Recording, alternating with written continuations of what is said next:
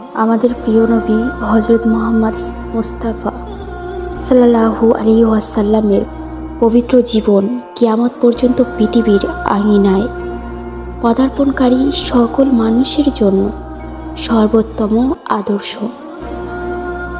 আর এ কারণেই মহান আল্লাহ ইবাদত কবুল হওয়ার জন্য তার তরিকাকে মাপকাঠি রূপ নির্ধারণ করে দিয়েছে। যে আমল রাসূলের সুন্নাত অনুযায়ী হবে, কেবল সেগুলিই আল্লাহ পাকের কাছে ইবাদত বলে গণ্য হবে।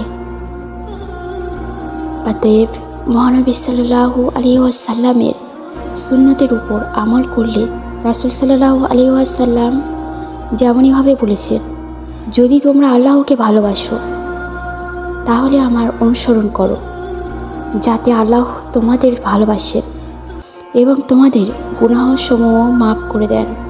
আল্লাহ হলেন পরম ক্ষমাশীল, অতি দয়ালু। দৈনন্দিন জীবনের সাধারণ কয়েকটি সুন্নাত ও তার হিকমত নিয়ে আলোচনা করব ইনশাআল্লাহ। আল্লাহ সকলকে মহানবী সাল্লাল্লাহু আলাইহি ওয়াসাল্লামের সুন্নাতগুলি পালন করার তৌফিক দান করবেন।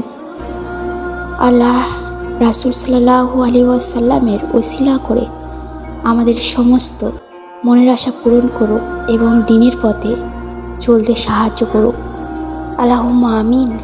রাসূলের সুন্নাতগুলি হলো আগে আগে সালাম করা এবং সর্বত্র সালাম ব্যাপক প্রসার করা, উল্লেখ শুদ্ধ উচ্চারণ করা, যেমন আসসালামু আলাইকুম। 2 হলো প্রত্যেক ভালো কাজে ও ভালো স্থানে ডান দিককে প্রাধান্য দেওয়া এবং আল্লাহ তাআলার জিকির বেশি বেশি করা।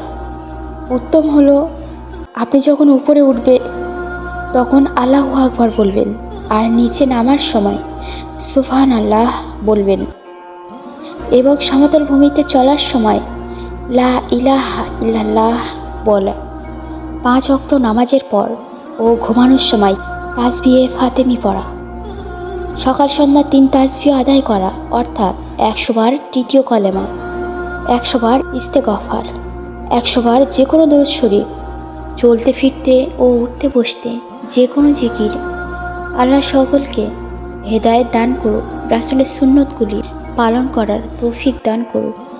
যদি আল্লাহ রাসূল সাল্লাল্লাহু আলাইহি ওয়াসাল্লামের একটি সুন্নত পালন করেন, ইনশাআল্লাহ আপনার জন্য আখিরাত ও দুনিয়াতে কল্যাণকর। আল্লাহুম্মা আমিন।